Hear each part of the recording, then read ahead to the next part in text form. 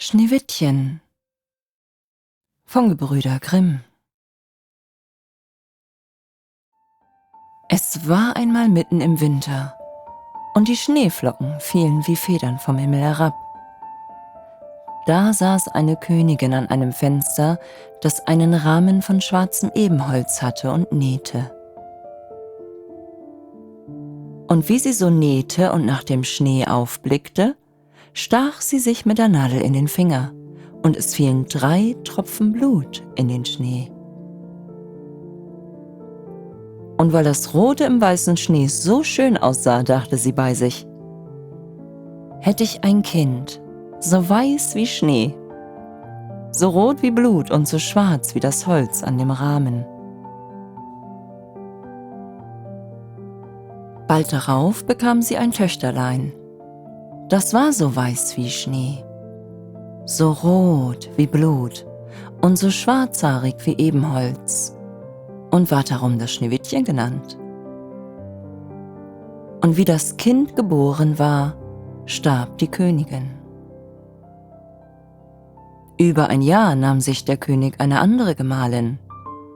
Es war eine schöne Frau, aber sie war stolz und übermütig und konnte nicht leiden, dass sie an Schönheit von jemand sollte übertroffen werden. Sie hatte einen wunderbaren Spiegel. Wenn sie vor den trat und sich darin beschaute, sprach sie: »Spieglein, Spieglein an der Wand, wer ist die Schönste im ganzen Land?« So antwortete der Spiegel: »Frau Königin, ihr seid die Schönste im Land.« Da war sie zufrieden, denn sie wusste, dass der Spiegel die Wahrheit sagte.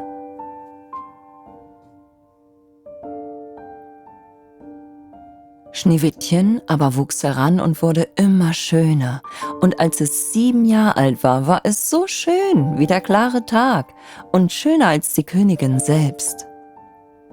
Als diese einmal ihren Spiegel fragte: »Spieglein, Spieglein an der Wand, wer ist die Schönste im ganzen Land?« So antwortete er: »Frau Königin, ihr seid die Schönste hier, aber Schneewittchen ist 1000-mal schöner als ihr.« Da erschrak die Königin und ward gelb und grün vor Neid. Von Stund an, wenn sie Schneewittchen erblickte, kehrte sich ihr das Herz im Leibe herum, so hasste sie das Mädchen.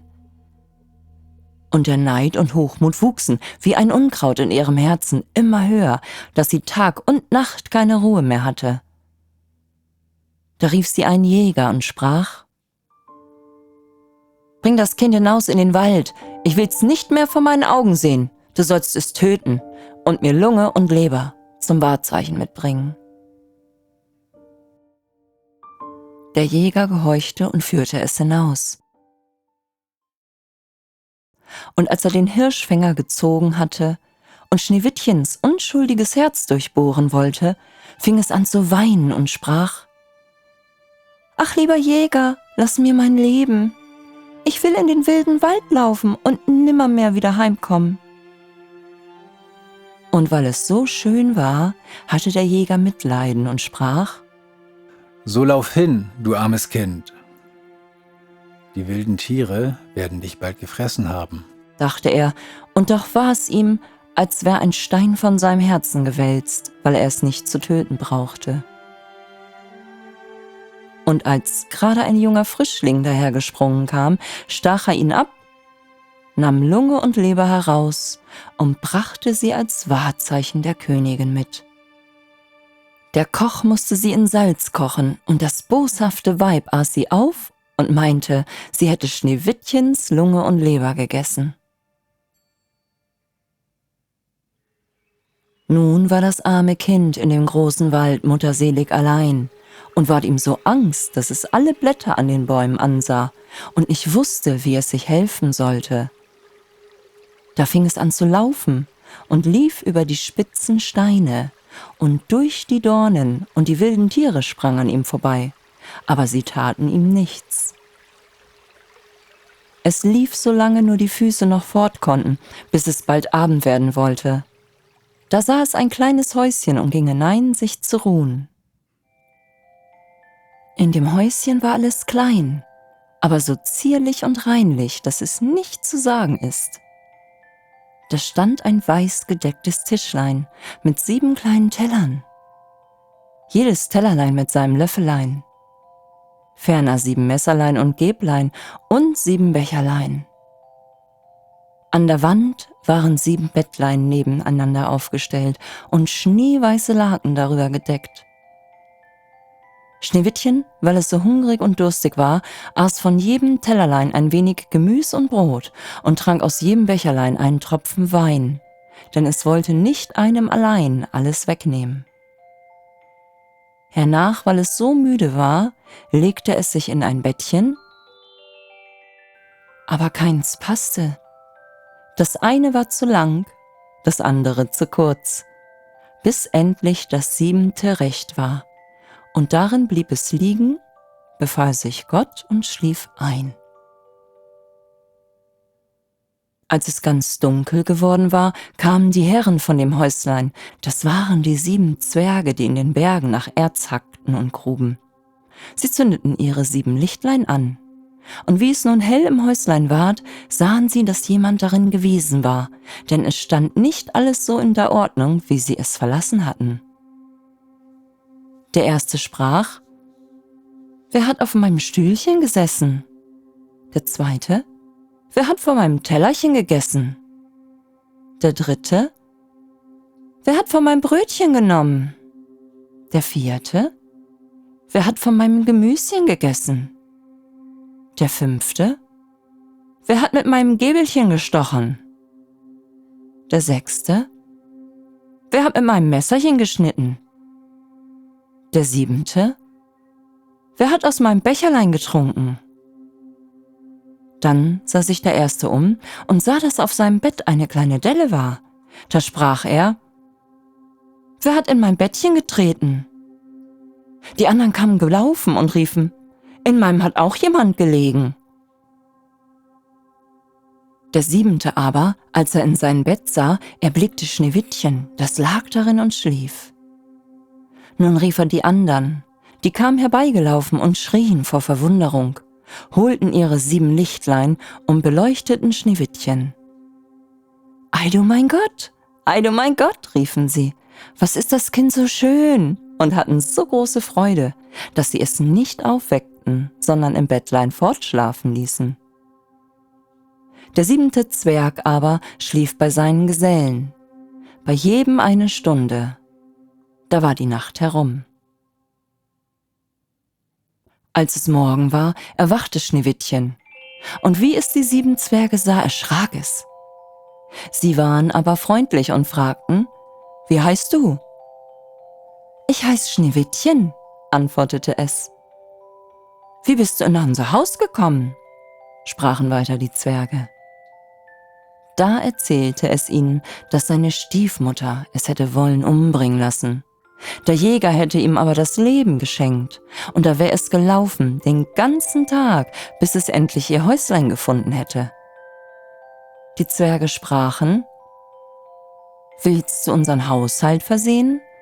Kochen, Betten waschen, nähen und stricken, und willst du alles ordentlich und reinlich halten?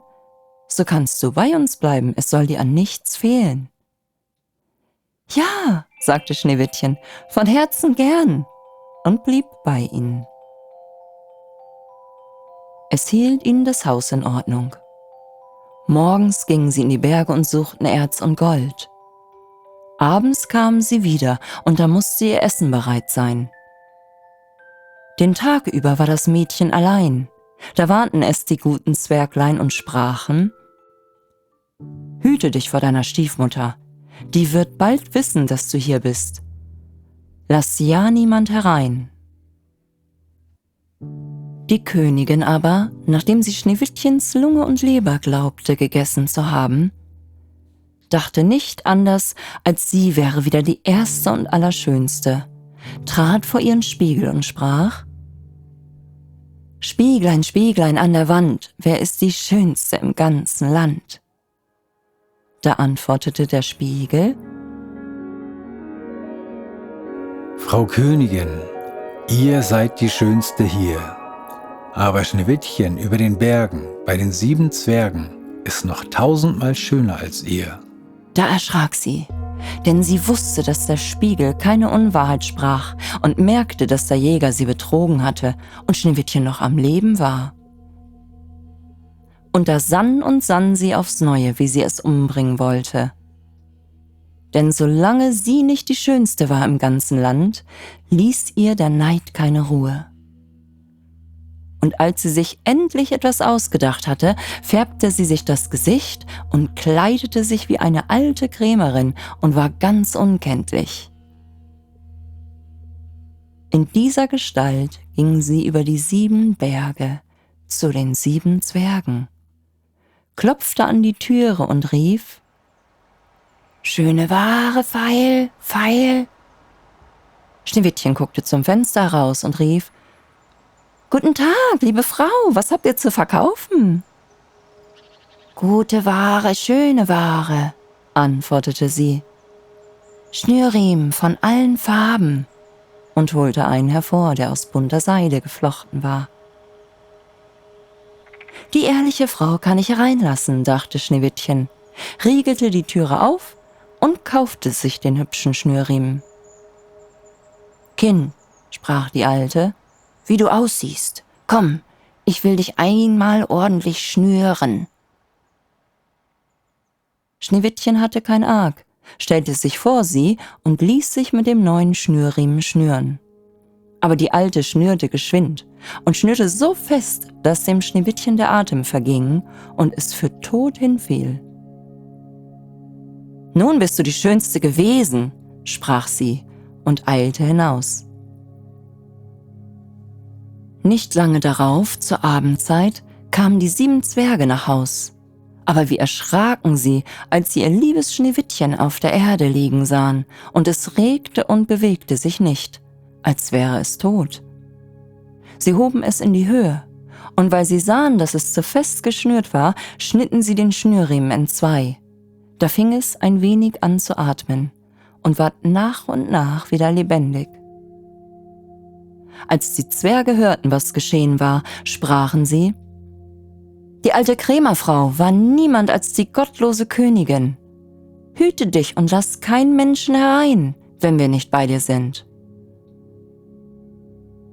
Das böse Weib aber, als es nach Haus gekommen war, ging vor den Spiegel und fragte: »Spieglein, Spieglein an der Wand, wer ist die Schönste im ganzen Land?« Da antwortete er wie sonst: »Frau Königin, ihr seid die Schönste hier, aber Schneewittchen über den Bergen bei den 7 Zwergen ist noch 1000-mal schöner als ihr.« Als sie das hörte, lief ihr alles Blut zum Herzen, so erschrak sie, denn sie sah wohl, dass Schneewittchen wieder lebendig geworden war. »Nun aber«, sprach sie, »will ich etwas aussinden, das dich zugrunde richten soll.« Und mit Hexenkünsten, die sie verstand, machte sie einen giftigen Kamm. Dann verkleidete sie sich und nahm die Gestalt eines anderen alten Weibes an. So ging sie hin über die 7 Berge zu den 7 Zwergen, klopfte an die Türe und rief: »Gute Ware, Feil, Feil!« Schneewittchen schaute heraus und sprach: »Geht nur weiter, ich darf niemand hereinlassen.« »Das Ansehen wird dir doch erlaubt sein«, sprach die Alte, zog den giftigen Kamm heraus und hielt ihn in die Höhe. Da gefiel er dem Kinde so gut, dass es sich betören ließ und die Türe öffnete. Als sie des Kaufs einig waren, sprach die Alte: »Nun will ich dich einmal ordentlich kämmen.« Das arme Schneewittchen dachte an nichts und ließ die Alte gewähren.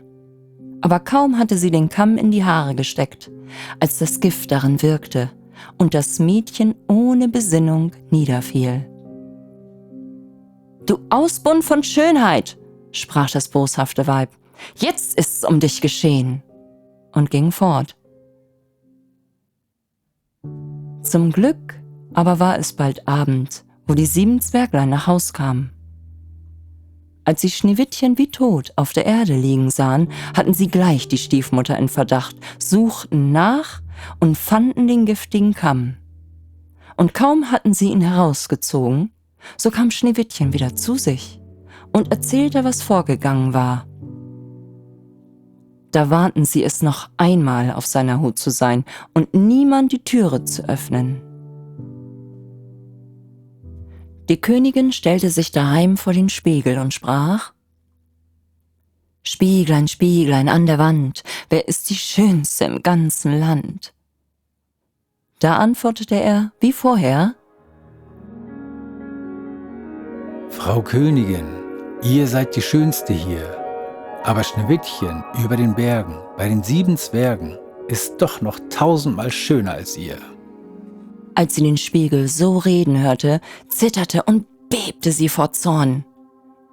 »Schneewittchen soll sterben«, rief sie, »und wenn es mein eigenes Leben kostet.« Darauf ging sie in eine ganz verborgene, einsame Kammer, wo niemand hinkam, und machte da einen giftigen Apfel. Äußerlich sah er schön aus, weiß mit roten Backen, dass jeder, der ihn erblickte, Lust danach bekam. Aber wer ein Stückchen davon aß, der musste sterben.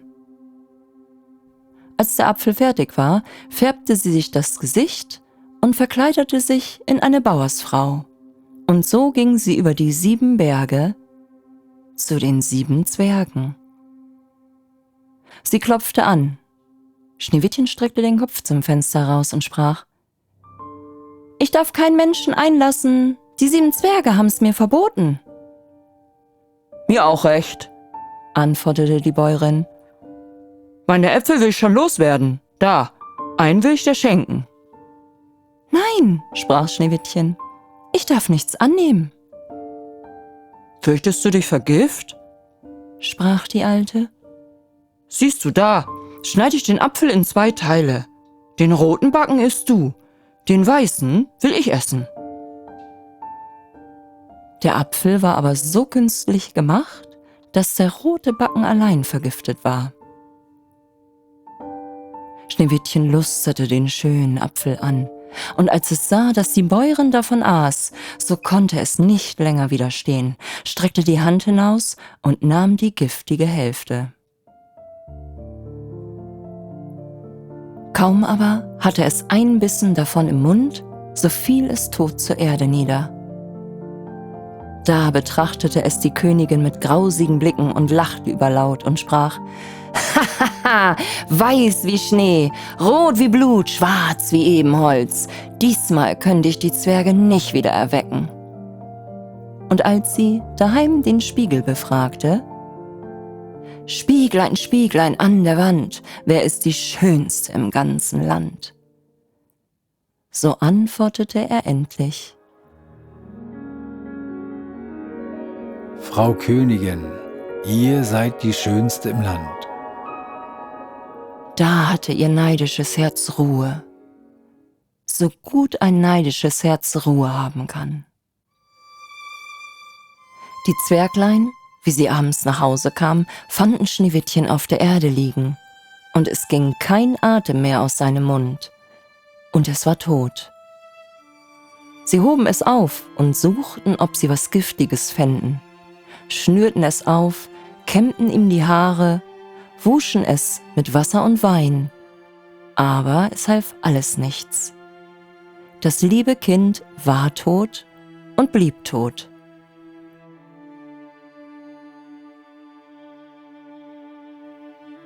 Sie legten es auf eine Bahre und setzten sich alle 7 daran und beweinten es und weinten 3 Tage lang.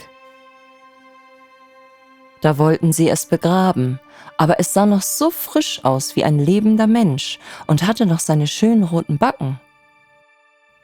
Sie sprachen: »Das können wir nicht in die schwarze Erde versenken«, und ließen einen durchsichtigen Sarg von Glas machen, dass man es von allen Seiten sehen konnte, legten es hinein und schrieben mit goldenen Buchstaben seinen Namen darauf, und dass es eine Königstochter wäre. Dann setzten sie den Sarg hinaus auf den Berg, und einer von ihnen blieb immer dabei und bewachte ihn. Und die Tiere kamen auch und beweinten Schneewittchen. Erst eine Eule, dann ein Rabe, zuletzt ein Täubchen. Nun lag Schneewittchen lange, lange Zeit in dem Sarg und verweste nicht, sondern sah so aus, als wenn es schliefe, denn es war noch so weiß als Schnee, so rot als Blut und so schwarzhaarig wie Ebenholz. Es geschah aber, dass ein Königssohn in den Wald geriet und zu dem Zwergenhaus kam, da zu übernachten. Er sah auf dem Berg den Sarg und das schöne Schneewittchen darin und las, was mit goldenen Buchstaben darauf geschrieben war. Da sprach er zu den Zwergen: Lasst mir den Sarg, ich will euch geben, was ihr dafür haben wollt. Aber die Zwerge antworteten: Wir geben ihn nicht um alles Gold in der Welt. Da sprach er: So schenkt ihn mir, denn ich kann nicht leben, ohne Schneewittchen zu sehen. Ich will es ehren und hochachten, wie mein Liebstes. Wie er so sprach, empfanden die guten Zwerge ein Mitleiden mit ihm und gaben ihm den Sarg. Der Königssohn ließ ihn nun von seinen Dienern auf den Schultern forttragen. Da geschah es, dass sie über einen Strauch stolperten, und von dem Schüttern fuhr der giftige Apfelgrütz, den Schneewittchen abgebissen hatte, aus dem Hals. Und nicht lange, so öffnete es die Augen, hob den Deckel vom Sarg in die Höhe und richtete sich auf und war wieder lebendig. »Ach Gott, wo bin ich?« rief es. Der Königssohn sagte voll Freude: Du bist bei mir. Und erzählte, was sich zugetragen hatte, und sprach: Ich habe dich lieber als alles auf der Welt. Komm mit mir in meines Vaters Schloss, du sollst meine Gemahlin werden.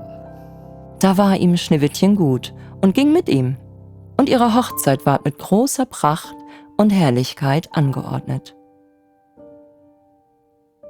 Zu dem Fest wurde aber auch Schneewittchens gottlose Stiefmutter eingeladen. Wie sie sich nun mit schönen Kleidern angetan hatte, trat sie vor den Spiegel und sprach: Spieglein, Spieglein an der Wand, wer ist die Schönste im ganzen Land? Der Spiegel antwortete: Frau Königin, ihr seid die Schönste hier, aber die junge Königin ist 1000-mal schöner als ihr. Da stieß das böse Weib einen Fluch aus und ward ihr so Angst, dass sie sich nicht zu lassen wusste. Sie wollte zuerst gar nicht auf die Hochzeit kommen, doch ließ es ihr keine Ruhe. Sie musste fort und die junge Königin sehen. Und wie sie hineintrat, erkannte sie Schneewittchen. Und vor Angst und Schrecken stand sie da und konnte sich nicht regen. Aber es waren schon eiserne Pantoffeln über Kohlenfeuer gestellt und wurden mit Zangen hereingetragen und vor sie hingestellt. Da musste sie in die rotglühenden Schuhe treten und so lange tanzen, bis sie tot zur Erde fiel.